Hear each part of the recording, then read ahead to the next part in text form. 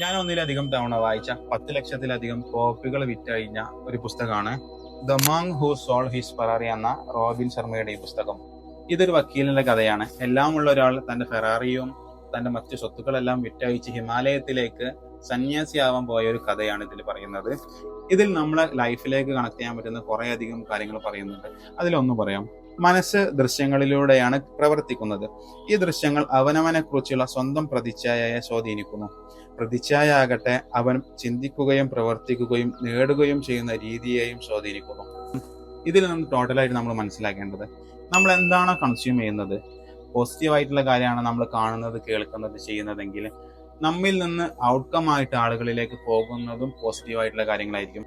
അതേസമയം നെഗറ്റീവായിട്ടുള്ള ഒരു കാര്യമാണ് നമ്മൾ കൺസ്യൂം ചെയ്യുന്നതെങ്കിൽ, നമ്മൾ കാണുന്നത്, പ്രവർത്തിക്കുന്നത്, ചെയ്യുന്നതൊക്കെ നെഗറ്റീവായിട്ടുള്ള ഒരു കാര്യമാണെങ്കിൽ നമ്മിൽ നിന്ന് ആളുകളിലേക്ക് ഔട്ട്കം പോകുന്നതും നെഗറ്റീവായിട്ടുള്ള ഒരു കാര്യമായിരിക്കും.